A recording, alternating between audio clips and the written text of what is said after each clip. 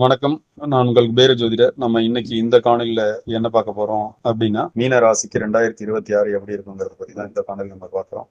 மீன ராசியை பொறுத்த வரைக்கும் ஜென்ம சனியா இருக்கிற ராகு கேது அப்படிங்கிறத நம்ம பார்த்தோம்னா, 6வது இடத்துல கேதுவும் 12ஆம் இடத்துல ராகுவும். இது ஒரு சிறந்த அமைப்பு தான். 6ல கேது இருக்கலாம், 12ல ராகு இருக்கலாம். இது இந்த வருடங்கள் முழுமையா நவம்பர் மாதம் வரைக்கும் கிட்டத்தட்ட அங்கதான் இருக்க போகுது. அதனால ராகு கேது நற்பலன். 4ல இருக்கிற குரு 5ஆம் இடத்துக்கு போவார் ஜூன் 2ஆம் தேதி. கடகத்துல ராசியாதிபதியான குரு உச்சமாவார். ராசிக்கு 5ல குரு போறதும் சிறப்பு, ராசியை பார்க்க போறதும் சிறப்பு. அதனால ஜென்ம சனி இருக்கிறது மட்டும் கொஞ்சம் இடைஞ்சலா இருக்கும்.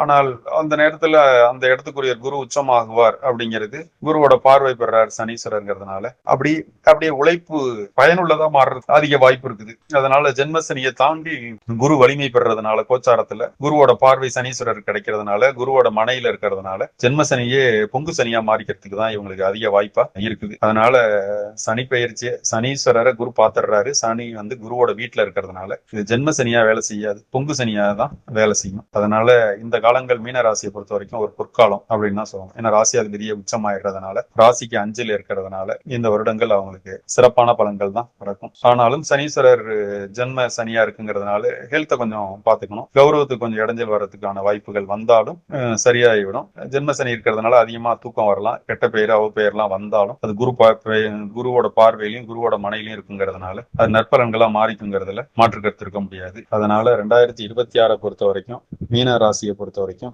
எல்லாத்துக்குமே எல்லா விதமான நன்மைதான். அது சினிமாக்காரங்களா இருந்தாலும் வருமானத்தை பெருக்கும், வாய்ப்பை கொடுக்கும். அரசியல்வாதியா இருந்தாலும் போராடி வெற்றி பெற்றுடுவாங்க. நல்ல மன வாழ்க்கை அமையும், குழந்தை ஆரோக்கியமான குழந்தை பிறக்கும். அதனால குழந்தை கிடைக்காதவங்களுக்கு எல்லாம் இனிமே செயற்கை முறையில குழந்தை பெற்றுக்கிறதுக்கு கூட வாய்ப்புகள் இருக்குது அப்படிங்கிறது தான். அதனால இந்த வருடத்தை பொறுத்த வரைக்கும் மீன ராசிக்கு எல்லா விதமான நபர்களுக்கும் நல்லதுதான் நடக்கும். சிறு தடை திரும்ப சிறந்த பலன் நடக்கும். இந்த சிறு தடை எதனாலன்னா ஜென்ம சனி இருக்கும்போது கொஞ்சம் தொய்வு ஏற்பட்டு திரும்ப சிறந்த பலன் நடக்குங்கிறதுல மாற்று கருத்து இருக்க முடியாது. அதனால ஜென்ம சனியை பொறுத்த வரைக்கும் பொற்காலம் தான்.